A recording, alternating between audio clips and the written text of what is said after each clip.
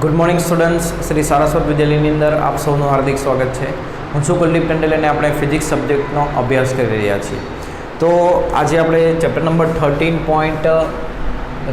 13ની અંદર next portion આપણે જોવા જઈ રહ્યા છીએ. તો આપણે સ્વાધ્યાયના દાખલાઓ ગણીએ. દાખલો નંબર 13.1. તો આ દાખલાની અંદર જે કિંમતો વાપરવાની છે બધી કિંમતો ઉપર આપી છે એ કિંમતોને ધ્યાનમાં લઈને આપણે વાપરીશું. તો પહેલો દાખલો કરીએ. લિથિયમના બે સમસ્થાનિકો લિથિયમ 6 અને લિથિયમ 7નું પ્રમાણ અનુક્રમે આટલા ટકા છે. તેમના દળો આટલા આપેલા છે. તો લિથિયમનું દળ કેટલું થશે? તો લિથિયમની અંદર લિથિયમનું દળ કેટલું થશે? તો લિથિયમની અંદર કોણ આવેલું છે? તો લિથિયમ 6 અને લિથિયમ 7. તો લિથિયમ 6ના કેટલા ટકા છે? 7.5%. એટલે આપણે લિથિયમ 6ના દળના 7.5% ભેગા કરીએ અને લિથિયમ 7ના દળના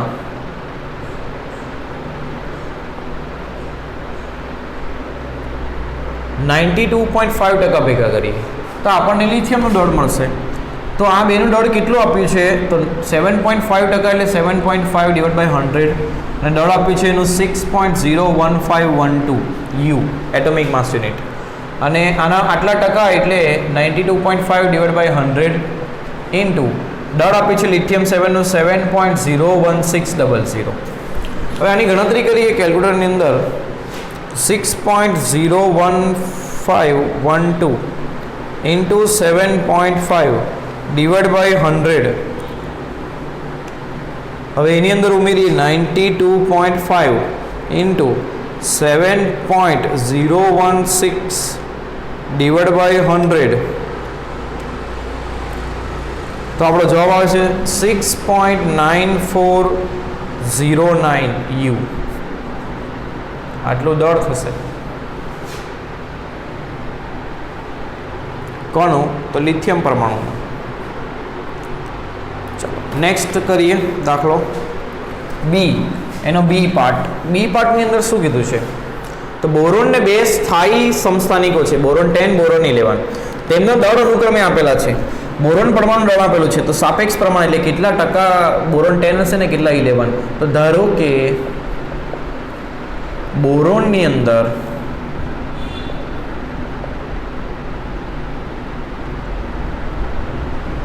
બોરોનના સમસ્થાનિકો બોરોન 5, 10 અને બોરોન 5, 11નું પ્રમાણ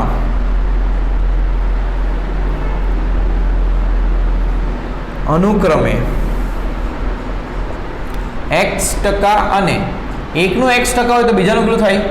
100 - x% છે. આપણે ધરી લીધું. તો બોરોનનું દળ કેટલું થશે? તો બોરોન 5, 11, 5, 10ના દળના x% પ્લસ બોરોન 5, 11ના દળના 100 - x%. તો બોરોન 5, 10ના દળના x%. બોરોન 5, 10નું દળ કેટલું આપ્યું છે? 10.01294. એના x% એટલે ભાગ્યા x ભાગ્યા 100. બોરોન 5, 11નું દળ કેટલું આપ્યું છે? તો 11.00931. એના 100 - x% એટલે ઇન્ટુ 100 ડિવાઇડ બાય 100. અને કુલ દળ કેટલું આપે છે? તો 10.811. તો 10.01294 ડિવાઇડ બાય 100 કરીએ તો આવશે 0.1001294x પ્લસ આમાં આ પદને 100 વડે ગુણીએ અને 100 વડે ભાગીએ એટલે 100/100 કરીએ તો શું થશે? 1 થશે. 1 ને આના વડે ગુણીએ એટલે 11.00931 થશે. અને હવે એને આ પદને x વડે ગુણીએ અને 100 વડે ભાગીએ તો 11.00931 ડિવાઇડ બાય 100 તો આટલું થશે 0.1100931x. અને એનું ટોટલ છે 10.811. હવે આ બેની બાદબાકી કરીએ અથવા એ બંને પદને ડાબી બાજુ લાવીએ, આ પદ અને આ પદ એને ડાબી બાજુ લાવીએ એટલે આ પ્લસ થશે, આ માઇનસ થશે, એટલે આમાંથી આ બાદ કરીએ તો શું આવશે 0.1001294 તો થશે 0.0990637x આટલું થશે। અને આ પદને જમણી બાજુ લાવીએ તો આમાંથી બાદ થશે 11.00931 માઇનસ 10.811 તો થશે 0.19831 ડિવાઇડ બાય 0.0099637 કરીએ તો x નો જવાબ આવશે 19.9%। એક 19.9 હોય તો બીજું કેટલું હોય 80.1 એટલે બોરોન 510 અને બોરોન 511 નું પ્રમાણ 19.9% અને 80.1% હશે। એકમાં પ્રમાણ આપ્યું હતું દળ પોત શોધ્યું હતું, બીજામાં પ્રમાણ શોધવાનું છે, તો બંને દાખલાઓ ધ્યાનપૂર્વક તમારે ગણવા।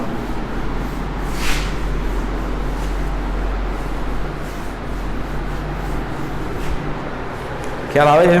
ચાલો નેક્સ્ટ, નિયોનના 3 સમસ્થાનિકો, ફરી પાછું 3 સમસ્થાનિક આપે છે, એમના પર્સન્ટેજ આપે છે અને એમના દળ આપે છે। તો નિયોનનું સરેરાશ દળ, સિમ્પલ, નિયોનનું દળ કેટલું થશે? તો નિયોન 20 ના કેટલા ટકા છે? 90.95 એટલે 90.51 ભાગ્યા 100 અને એનું દળ લખીએ તો 19.99 પ્લસ બીજાના ટકા છે 0.27 ભાગ્યા 100 ગુણ્યા એનું દળ છે 20.99, ત્રીજાના ટકા છે 9.22 તો 9.22 ડિવાઇડ બાય 100 અને એનું દળ છે 21.99 તો 19.99 ઇન્ટુ 90.51 ડિવાઇડ બાય 100 કરીએ તો જવાબ થશે 18.09, એમાં ઉમેરીએ 0.27 ઇન્ટુ 20.99 ડિવાઇડ બાય 100 અને એમાં ઉમેરીએ 9.22 ઇન્ટુ 21.99 ડિવાઇડ બાય 100 તો જવાબ થશે 20.1771 U।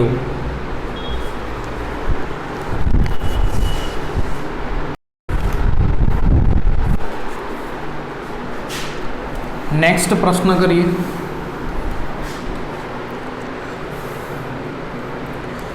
હાઇડ્રોજન ન્યુક્લિયસની બંધન ઉર્જા મેગા ઇલેક્ટ્રોન વોલ્ટમાં શોધો। કોઈપણ તત્વની બંધન ઉર્જા શોધવા માટે પહેલા શોધવાનું દળ ક્ષતિ। દળ ક્ષતિ કેટલી આવશે? તો નાઇટ્રોજન છે એટલે કેટલા પ્રોટોન હશે? 7 પ્રોટોન। કેટલા ન્યુટ્રોન હશે? 14 - 7 એટલે 7 ન્યુટ્રોન। આ દળમાંથી નાઇટ્રોજન ન્યુક્લિયસનું દળ એ આપણે બાદ કરી દઈશું તો 7 ગુણ્યા પ્રોટોનનું દળ કેટલું લેવાનું એ સ્વાધ્યાયની ઉપર આપ્યું છે 1.007825 U લેવાનું છે। ન્યુટ્રોનનું દળ લેવાનું છે કેટલું? 1.008665 U અને એમાંથી નાઇટ્રોજનના ન્યુક્લિયસનું દળ આપ્યું છે 14.00307 U અને બાદ કરશો એટલે કેટલી દળ ક્ષતિ આવશે તે જોઈએ। 7 ઇન્ટુ 1.007825 U એમાં ઉમેરીએ 7 ઇન્ટુ 1.008665 U અને એમાંથી બાદ કરીએ 14.00307 U તો જવાબ આવશે 0.11236 U, 0.11236 U। હવે આટલી દળ ક્ષતિને અનુરૂપ ઉર્જા કેટલી હોય તો એને ગુણી દઈએ 931.6 કારણ કે 1 U ને અનુરૂપ ઉર્જા કેટલી આવે? 931.5 સોરી, એ પણ ઉપર આપી છે જુઓ 931.5 mega electron volt by c² લખ્યું છે તો મેગા ઇલેક્ટ્રોન વોલ્ટમાં જવાબ થશે 931.5 તો જવાબ આવશે 104.6 મેગા ઇલેક્ટ્રોન વોલ્ટ। આટલી બંધન ઉર્જા આવશે કોની? નાઇટ્રોજન ન્યુક્લિયસની। નેક્સ્ટ પ્રશ્નમાં ગણવાનું છે આયન અને બિસ્મથની ન્યુક્લિયોન દીઠ બંધન ઉર્જા। તો એક હું ગણાવું, એક તમારે સ્વાધ્યાય હોમવર્કમાં ગણવાનું રહેશે। તો 13.4 ની અંદર આયન માટે ગણતરી કરીએ Fe2656 તો પહેલાં ગણશું દળ ક્ષતિ આની અંદર. કેટલા પ્રોટોન છે? 26 પ્રોટોન. કેટલા ન્યુટ્રોન છે? તો 56 માઇનસ 26 આટલા ન્યુટ્રોન એટલે 30 ન્યુટ્રોન થશે. તો 30 ન્યુટ્રોનનું દળ, એમાંથી Feનું દળ બાદ કરીએ. ચાલો 26 પ્રોટોનનું દળ, 26 ઇન્ટુ પ્રોટોનનું દળ કેટલું થશે? 1.007825. પછી 30 ઇન્ટુ ન્યુટ્રોનનું દળ કેટલું થશે? 1.008665. અને એમાંથી વાત કરીએ Fe ન્યુક્લિયસનું દળ, તો એ કેટલું આપ્યું છે? 55.934939. તો આવી દળ ક્ષતિ 25.674 U, એને ગુણી દઈએ 931.5 વડે, તો જવાબ આવશે 23916.2 મેગા ઇલેક્ટ્રોન વોલ્ટ. એને ભાગી દઈએ 56 વડે એટલે EBN મળશે. ફરીથી ગણતરી કરીએ, કોઈક ભૂલ થઈ એવું લાગે છે. 26 ઇન્ટુ પ્રોટોનનું દળ છે 1.26 ઇન્ટુ 1.007825, 30 ઇન્ટુ 1.008665, ને એમાંથી બાદ કરવાનું છે Feનું દળ. તો Feનું દળ આપ્યું છે આપણને 55.934939. ઓકે, અહીંયા ભૂલ છે, 0.528461. આને અનુરૂપ ઉર્જા બંધન ઉર્જા ગણીએ તો એને કેટલા વડે ગુણી દેવાનું આપણે? 0.528461 ને 931.5 વડે ગુણી દઈએ. 931.5 તો 492.26 મેગા ઇલેક્ટ્રોન વોલ્ટ આટલું થશે. બંધન ઉર્જા પ્રતિ ન્યુક્લિયોન દીઠ ગણવાની, એટલે એને ભાગશો એના A વડે, તો એનો A કેટલો છે? 56, એટલે ડિવાઈડ બાય 56 કરીએ તો જવાબ આવશે 8.79 મેગા ઇલેક્ટ્રોન વોલ્ટ પ્રતિ ન્યુક્લિયોન. તો આ આયન માટે ગણતરી કરી, એ રીતે તમારે બિસ્મથ માટે ગણતરી કરવાની રહેશે હોમવર્કની અંદર. બરાબર છે?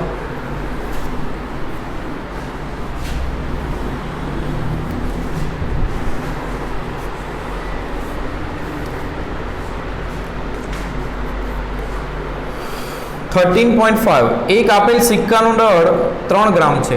દળ કેટલું છે? 3 ગ્રામ. બધા ન્યુટ્રોન અને પ્રોટોનને એકબીજાથી અલગ કરવા માટે જરૂરી ઉર્જાની ગણતરી કરો. એટલે બંધન ઉર્જા, બધાને જુદા કરવા માટે જરૂરી ઉર્જા બંધન ઉર્જાની ગણતરી કરવાની છે.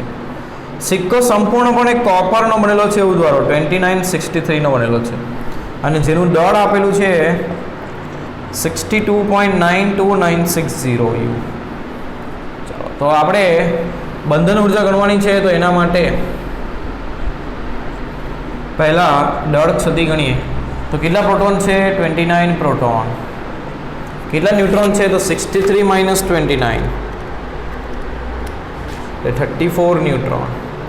એમાંથી ઓક્સિજન ન્યુક્લિયસ કોપર ન્યુક્લિયસનું દળ બાદ કરીએ તો 29 ઇન્ટુ પ્રોટોનનું દળ 1.007825. એની અંદર ઉમેરીએ 34 ઇન્ટુ ન્યુટ્રોનનું દળ 1.008665. એમાંથી બાદ કરીએ 62.9296, તો જવાબ આવશે 0.591935 U. આને અનુરૂપ બંધન ઉર્જા ગણીએ તો કેટલી આવશે? ઇન્ટુ 931.5 એટલે થશે 551. સોરી, કંઈક ભૂલ થઈ છે આપણી. 0.5919 વડે ગુણીએ 931.5. ઓકે, તો બરાબર જ છે. 551.38 મેગા ઇલેક્ટ્રોન વોલ્ટ આટલી બંધન ઉર્જા થશે. હવે એક ન્યુક્લિયસ આટલી ઉર્જા આપશે તો આટલા ગ્રામમાં રહેલા ન્યુક્લિયસ કેટલી આપશે તો તે કેવી રીતે ગણશો તો પહેલા કેટલા મોલ સંખ્યા ગણીએ તો m ભાગ્યા m0 એટલે એનો દર છે 3 ગ્રામ ભાગ્યા એની પરમાણુ ભાર છે 63 તો 1/21 મોલ આના મોલ મળ્યા હવે એક મોલમાં રહેલા અણુની સંખ્યા કેટલી 6.023 તો કુલ ન્યુક્લિયસની સંખ્યા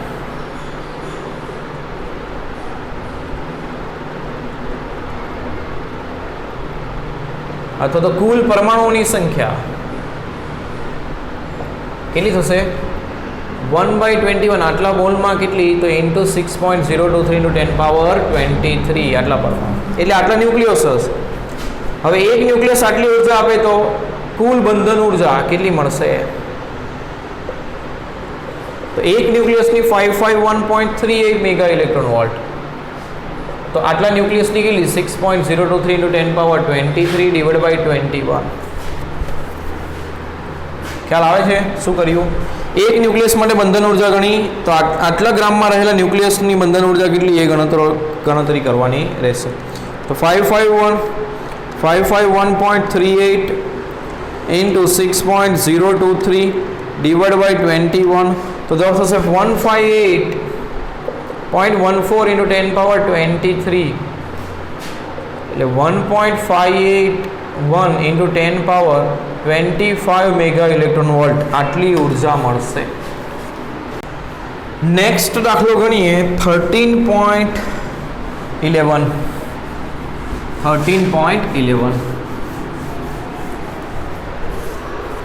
શું આપ્યું છે એની અંદર તો ગોલ્ડના સમસ્થાનિક AU અને સિલ્વરના સમસ્થાનિક AG ના ન્યુક્લિયસની ત્રિજ્યાઓનો આશરે ગુણોત્તર એટલે AU અને AG ના ન્યુક્લિયસની ત્રિજ્યાઓનો ગુણોત્તર કરીએ તો ત્રિજ્યા એ ના ઘનમૂળના સમપ્રમાણમાં હોય એટલે અહીંયા થશે AAU /AAG એનું ઘનમૂળ લઈએ ગોલ્ડ માટે કેટલું છે એ 197 આના માટે 107 /1/3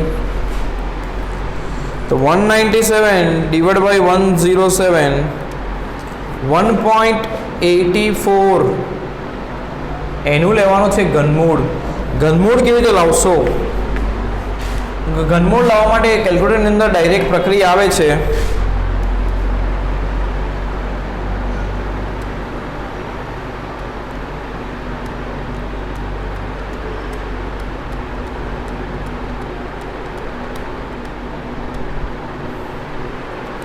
એ કઈ છે તો 1.84 છે એનું ઘનમૂળ લેવાનું છે તો 1.84 ઇન્ટુ 2 વખત વર્ગમૂળ ગુણ્યા 4 વખત વર્ગમૂળ ગુણ્યા 8 વખત વર્ગમૂળ ગુણ્યા ફરી પાછું 2 વખત તો જવાબ આવશે 1.22 આ જવાબ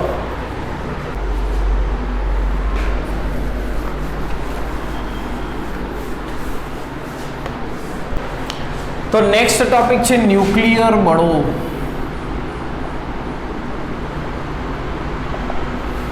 તો ન્યુક્લિયસની અંદર કોણ રહેલું હોય પ્રોટોન અને ન્યુટ્રોન હવે આની અંદર પ્રોટોન અને વિદ્યુત ભારિત તત્વો છે તો વિદ્યુત ભારો એકબીજા પર બળ લગાડે આ સમાન વિદ્યુત ભારો એકબીજા પર અપાકર્ષણ બળ લગાવશે એટલે અહીંયા ન્યુક્લિયસની અંદર રહેલું પહેલું બળ હશે વિદ્યુત બળ જે કોની વચ્ચે લાગશે તો પ્રોટોન કારણ કે પ્રોટોન જ વિદ્યુત ભારિત કણ છે કેવા પ્રકારનો હશે અપાકર્ષણ પ્રકારનો અને તે લાંબા અંતર સુધી લાગશે એટલે ગુરુ અંતરીય કહી શકાય વધુ અંતર સુધી પણ એ લાગુ પડે એટલે આ પ્રોટોન પર આ પ્રોટોન બળ લગાવશે ને એને બહાર મોકલશે અપાકર્ષણ બળ લગાવશે પણ છતાં પણ આ પ્રોટોન બહાર જતો નથી ન્યુક્લિયસની બહાર આવતો નથી એનું કારણ શું તો અહીંયા એક બીજું બળ રહેલું હશે જેને કહેવાય સ્ટ્રોંગ ન્યુક્લિયર બળ કયું બળ કહેવાય સ્ટ્રોંગ ન્યુક્લિયર બળ તો એ સ્ટ્રોંગ ન્યુક્લિયર બળ કોની વચ્ચે લાગે તો એ ન્યુક્લિયોનની વચ્ચે લાગે ન્યુક્લિયોન એટલે કોની વચ્ચે તો પ્રોટોન અને ન્યુટ્રોનને કહેવાય ન્યુક્લિયોન એટલે પ્રોટોન વચ્ચે લાગે ન્યુટ્રોન વચ્ચે લાગે અને પ્રોટોન ન્યુટ્રોન વચ્ચે લાગે એટલે તે વિદ્યુત ભાર પર આધારિત નથી, કારણ કે ન્યુટ્રોન વચ્ચે પણ લાગે છે, ન્યુટ્રોન તો વિદ્યુત ભાર રહિત છે.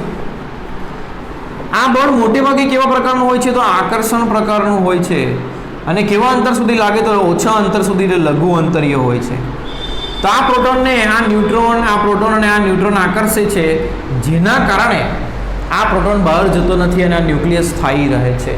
તો એ એક્ઝામ માટે જવાબદાર બળ છે આ સ્ટ્રોંગ ન્યુક્લિયર બળ. કયું બળ?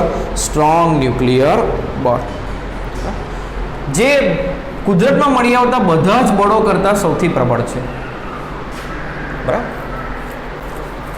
તો બે ન્યુક્લિયોનની સ્થિતિ ઉર્જાનો ગ્રાફ એક મૂલ્ય, પ્રાયોગિક મૂલ્ય પરથી પ્લોટ કરવામાં આવ્યો તો આવા પ્રકારનો મળ્યો, જેમાં દર્શાવવામાં આવે છે કે આ જે સ્થિતિ ઉર્જા છે બે ન્યુક્લિયોનની, એ R0 જેટલા મૂલ્ય સુધી ઘટે છે અને ફરી પાછી વધે છે. R0 જેટલા અંતર માટે એ ઘટે છે અને ફરી પાછી વધે છે. એના પરથી એવો જોવામાં આવ્યું કે આ જે સ્ટ્રોંગ ન્યુક્લિયર બળ છે એ 0.8 ફેમ્ટોમીટર, એટલે આ જે R0 છે એનું મૂલ્ય કેટલું છે? 0.8 ફેમ્ટોમીટર. એના કરતાં ઓછા અંતર માટે અપાકર્ષણ પ્રકારનું હોય. કેવું હોય? અપાકર્ષણ પ્રકારનું. અને 0.8 ફેમ્ટોમીટર કરતાં વધારે અંતર માટે તે આકર્ષણ પ્રકારનું હોય છે. આ વસ્તુ ધ્યાનમાં રાખવાની. બરાબર. હવે આની અંદર એક બીજી વાત આપણે નોંધવાની છે સ્થાયીપણા માટે, ન્યુક્લિયસના સ્થાયીપણામાં. તો તમે જોયું હશે કે હિલિયમ 2He4 લખીએ અને યુરેનિયમ લખીએ તો 92 235. આ શું બતાવે? હિલિયમમાં પ્રોટોનની સંખ્યા 2 અને ન્યુટ્રોનની સંખ્યા 2. ઓક્સિજનની વાત કરીએ તો એમાં પણ પ્રોટોન 8 અને ન્યુટ્રોન 8. પરંતુ યુરેનિયમની વાત કરીએ તો પ્રોટોનની સંખ્યા 92 અને ન્યુટ્રોનની સંખ્યા એ 235 માઇનસ 92, એટલે ખૂબ વધારે છે. 235 માઇનસ 92 કરીએ તો એ કેવી મળે છે? વધારે, 137 મળે છે વધારે. આવું કેમ? આવું શા માટે? એ જોઈએ. તો આના ઉપરથી આપણે એવું યાદ રાખશું કે હલકા ન્યુક્લિયસ, હલકા એટલે જેનો એ નાનો છે, એવા ન્યુક્લિયસ માટે, હલકા ન્યુક્લિયસ માટે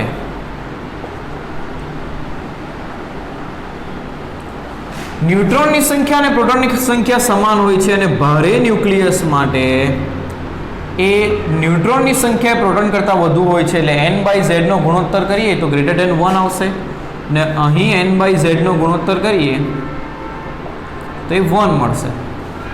એટલે હલકા ન્યુક્લિયસ માટે ન્યુટ્રોન સંખ્યા અને પ્રોટોન સંખ્યાનો ગુણોત્તર 1, જ્યારે ભારે ન્યુક્લિયસ માટે તે 1 કરતાં વધારે છે. શા માટે એ સમજાવું. તો ધારો કે આ એક ભારે ન્યુક્લિયસ છે, એટલે મોટો ન્યુક્લિયસ છે, જેમાં પ્રોટોન ન્યુટ્રોન વધારે રહેલા છે. તો અહીંયા ધારો કે ઘણા બધા પ્રોટોન છે અને ઘણા બધા ન્યુટ્રોન છે. તો શું થશે? આ પ્રોટોન પર કયા પ્રોટોન બળ લગાડશે? તો આ અપાકર્ષણ બળ લગાડે, આ અપાકર્ષણ બળ લગાડે, આ પણ અપાકર્ષણ બળ લગાડે. આ બધા જ પ્રોટોન અપાકર્ષણ બળ લગાડશે. હવે અપાકર્ષણ બળ, વિદ્યુત બળ એ લાંબા અંતર સુધી લાગુ પડે છે, એટલે ન્યુક્લિયસમાં રહેલા બધા જ પ્રોટોન એના ઉપર અપાકર્ષણ બળ લગાવશે. પરંતુ આ જે સ્ટ્રોંગ ન્યુક્લિયર બળ છે, જે આને બેલેન્સ કરે છે, એ લઘુ અંતર સુધી લાગુ પડે, એટલે ઓછા અંતર સુધી, એટલે સમજો કે આટલા વિસ્તારમાં જ લાગુ પડે છે. તો આના ઉપર આકર્ષણ બળ તો ફક્ત 2 જ થયું, અપાકર્ષણ બળ વધી ગયું. તો આ ન્યુક્લિયસ કેવો થઈ જશે? અસ્થાયી થઈ જશે. કેમ? કારણ કે આ પ્રોટોન પર અપાકર્ષણ બળ વધી ગયું એટલે બહાર જતો રહેશે. પણ એવું ન થાય એના માટે શું હોય છે? તો આમાં આપણે આકર્ષણ બળ વધારી શકીએ. કેવી રીતે વધારી શકીએ? ધારો કે હું પ્રોટોન ઉમેરું તો શું થાય? આકર્ષણ બળ વધે, પરંતુ સાથે સાથે વિદ્યુત અપાકર્ષણ બળ પણ વધે, એટલે પ્રોટોન ઉમેરવાના નથી. તો શું ઉમેરશું આપણે? ન્યુટ્રોન ઉમેરશું. એટલે ભારે ન્યુક્લિયસની અંદર ન્યુટ્રોનની સંખ્યા વધારે રાખવામાં આવે છે, જેથી આ અપાકર્ષણ બળ અને આકર્ષણ બળને શું કરી શકાય? બેલેન્સ કરી શકાય. હવે ન્યુટ્રોન વધી ગયા હોવાથી તે આ પ્રોટોનને આકર્ષે, જેથી આ ન્યુક્લિયસ સ્થાયી રહેશે. એટલે ન્યુક્લિયસના સ્થાયિત્વ માટે હંમેશા એ ભારે ન્યુક્લિયસની અંદર ન્યુટ્રોનની સંખ્યા એ પ્રોટોન કરતાં કેવી હોય છે? વધારે હોય છે. આ પોઈન્ટ ખાસ નોંધવા જેવો છે. બરાબર. તો આ ટોપિક પણ આપણે ધ્યાનપૂર્વક કરવાનો રહેશે.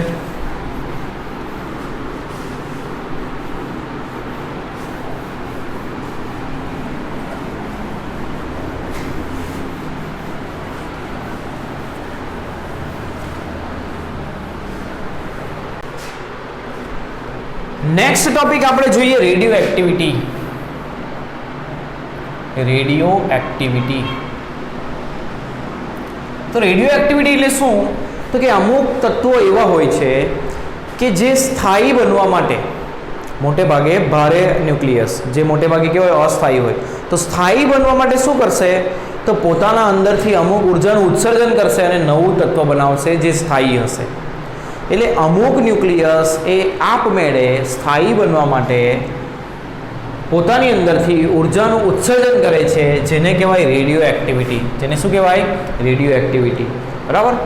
એટલે ન્યુક્લિયસ ક્ષય પામે છે એટલે તૂટી જાય છે અને એમાંથી નવો ન્યુક્લિયસ બનશે અને એમાંથી સાથે સાથે શું થશે? ઉર્જાનું ઉત્સર્જન થશે. તો આ જે ક્ષય થાય છે એને કહેવાય રેડિયો એક્ટિવ ક્ષય. એને શું કહે છે? રેડિયો એક્ટિવ ક્ષય. બરાબર. એટલે અસ્થાયી ન્યુક્લિયસ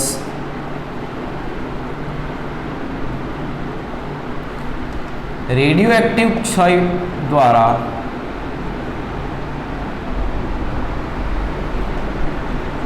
સ્થાયી બનવાનો પ્રયત્ન કરે છે.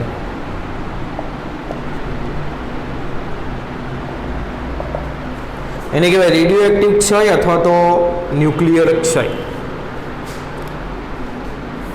અને આવા ક્ષય 3 પ્રકારના હોય છે.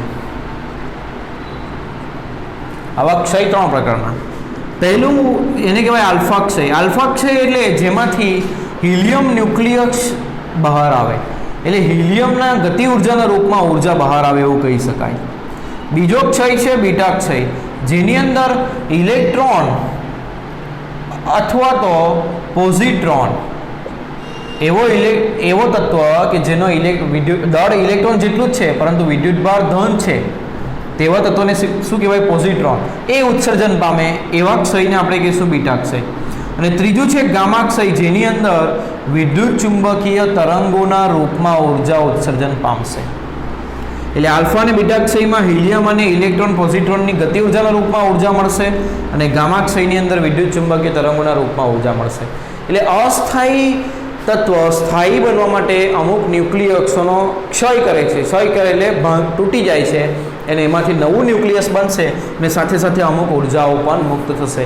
આ ઘટનાને કહેવાય રેડિયો એક્ટિવિટી. આ ઘટનાને શું કહેવાય? Radio activity. બરાબર.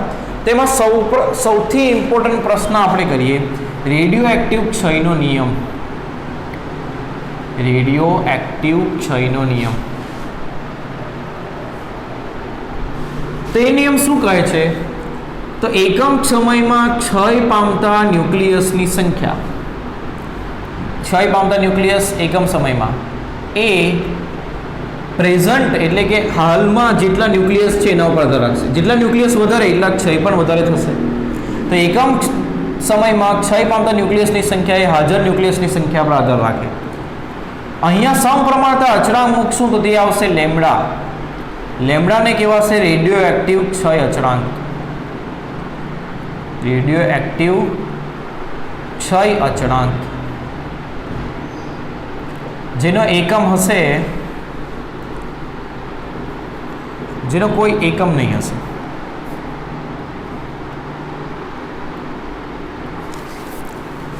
અથવા તો એને કહેવાશે વિભંજન અચળાંક. ક્ષયને આપણે વિભંજન પણ કહેશું. હવે અહીંયા એક માઇનસ સિમ્બોલ આવશે. શા માટે આ માઇનસ સિમ્બોલ? તો જેમ જેમ ક્ષય પામે છે, જેમ જેમ ન્યુક્લિયસ ક્ષય પામે છે તેમ ન્યુક્લિયસની સંખ્યા ઘટતી જાય છે. એટલે આ ન્યુક્લિયસની સંખ્યાનો ઘટાડાનો દર હોવાથી અહીં માઇનસ છે. બરાબર. હવે આમાં n વાળા પદો એક સાઈડ કરી દઈએ તો dn/n અને dt ને રાઈટ સાઈડ લઈ જઈએ તો આ પ્રમાણે થશે. બંને બાજુ સંકલન કરીએ dn/n સંકલન માઇનસ લેમ્બડા dt. ધારો કે સમય થયો 0 થી t. 0 સમયે ન્યુક્લિયસ હતા n0 અને t સમય થયા ન્યુક્લિયસ n. 1/n નું સંકલન થશે ln n0 to n. Lambda અચળ રહેશે, dt નું થશે t 0 to t. Lambda t - 0 minus lambda t. અહીં મૂકીએ n ની જગ્યા પર n અને પછી મૂકીએ n ની જગ્યા પર n0 તો ln n/n0 થશે. લોગ કાઢવું હોય તો રાઈટ સાઈડ જે પદ છે એને e ના ઘાતમાં લઈ જવું પડશે તો n થશે n0 e power minus lambda t. આને કહેવાય રેડિયો એક્ટિવ ક્ષયનો નિયમ. આ શું દર્શાવે તો ન્યુક્લિયસની જે સંખ્યા છે એ સમય સાથે ચર ઘાતાંકી રીતે ઘટશે. એટલે શરૂઆતમાં વધુ હશે પછી ઘટાડો શરૂઆતમાં ઘટાડો વધારો થશે, પછી ઘટાડો ઘટતો જશે, એટલે ચર ઘાતાંકી રીતે ઘટાડો થાય છે. આને કહેવાય રેડિયો એક્ટિવ ક્ષયનો નિયમ. તો યાદ રાખશું કે એકમ સમયમાં વિભંજન પામતા અથવા તો ક્ષય પામતા ન્યુક્લિયસની સંખ્યા એ પ્રેઝન્ટ ન્યુક્લિયસની સંખ્યા ઉપર આધાર રાખશે. બરાબર છે.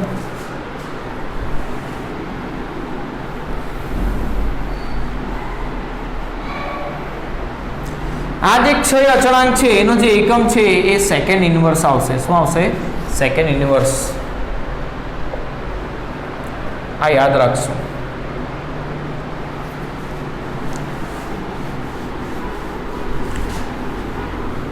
આના ઉપરથી નેક્સ્ટ થિયરી છે અર્ધ આયુ. નેક્સ્ટ થિયરી કઈ છે? અર્ધ આયુ. અર્ધ આયુ એટલે શું? નામ ઉપરથી જ સમજાશે કે જે ન્યુક્લિયસ પ્રેઝન્ટ છે તેનો અર્ધ થવા માટે લાગતો સમય, એટલે n0 માંથી n0/2 થવા માટે જે સમય લાગે એને કહેવાય અર્ધ આયુ. એને શું કહેવાય? અર્ધ આયુ. તો ન્યુક્લિયસની સંખ્યા કેટલી થવી જોઈએ? n0/2. એના માટે લાગતો સમય એને કહેવાય t હાફ. આ આપણે શોધવાનું છે. તો n નું સૂત્ર n0 e power minus lambda t. તો n ભાગ્યા n0 બરાબર શું થશે? e power minus lambda t. તો n ની કિંમત મૂકીએ n0/2. n0 આ ઘાતને નીચે લઈએ તો પ્લસ ઘાત થઈ જશે e વાળા પદને. n0 cancel, 1/2. આના ઉપરથી કહેવાશે e પાવર લેમ્બડા t બરાબર 2. તો લેમ્બડા t બરાબર ln2. એટલે અને સમય કેટલો છે? તો t half. Lambda t half બરાબર ln2. અહીંથી જ આપણે મૂકવાનું હોય છે. જ્યારે તમે n બરાબર n0/2 મૂકો ત્યારે સમય તમારે t હાફ મૂકવાનું હોય છે.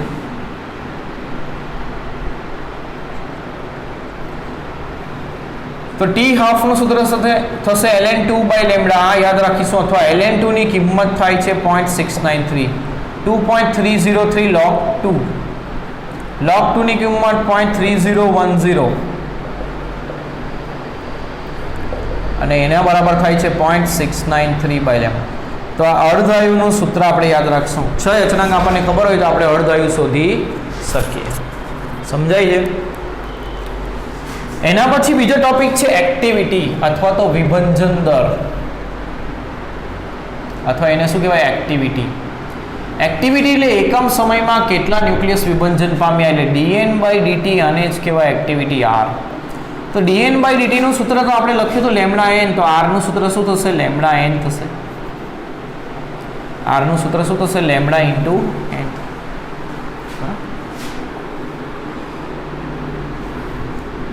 હવે આ જે એક્ટિવિટી છે એ એક દર છે અને ઘટાડાનો દર છે, એટલે અહીંયા માઇનસ મૂકશું તો અહીંયા માઇનસ માઇનસ શું થઈ જશે?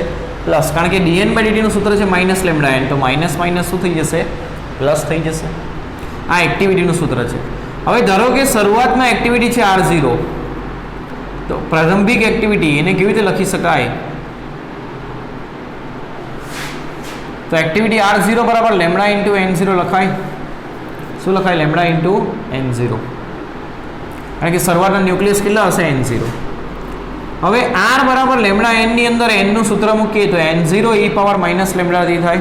અને લેમ્બડા n0 બરાબર શું થાય? R0. એટલે R0 e power minus lambda t. તો આ જે એક્ટિવિટી છે વિભંજનનો દર, એકમ સમયમાં થતા વિભંજન અથવા તો એકમ સમયમાં થતા ક્ષય, એ પણ ચરઘાતાંકીય નિયમને અનુસરે છે. બરાબર. તો આ જે એક્ટિવિટી છે એનો જે એકમ છે એ આવશે વિભંજન પ્રતિ સેકન્ડ. અને એક વિભંજન પ્રતિ સેકન્ડને કહેવાય 1 બેક્વેરલ. શું કહેવાય એને? 1 બેક્વેરલ. મેડમ ક્યુરીએ એક નવો યુનિટ શોધ્યો હતો આના માટે, જે ક્યુરી નામથી ઓળખાય છે. તો 1 ક્યુરી બરાબર થશે 3.7 × 10⁻10 બેક્વેરલ અથવા તો 10 વિભંજન પ્રતિ સેકન્ડ. એટલે એક સેકન્ડમાં આટલા વિભંજન થતા હોય તો એને આપણે કહીશું 1 ક્યુરી. બરાબર. તો વિભંજન દર અથવા એક્ટિવિટી એટલે એકમ સમયમાં થતા વિભંજન અથવા તો ન્યુક્લિયસમાં થતા ઘટાડાનો દર. ન્યુક્લિયસમાં થતા ઘટાડાનો દર એટલે dn/dt બરાબર માઇનસ લેમ્બડા n મૂક્યું આપણે. માઇનસ મૂક્યું અને આ dn/dt નું સૂત્ર માઇનસ છે એટલે માઇનસ માઇનસ શું થઈ જશે? પ્લસ. તો r નું સૂત્ર આપણે યાદ રાખશું લેમ્બડા ઇન્ટુ n. અને એનો પણ દર એ પણ ચરઘાતાંકીય રીતે ઘટે છે. આ વસ્તુ પણ આપણે યાદ રાખીશું.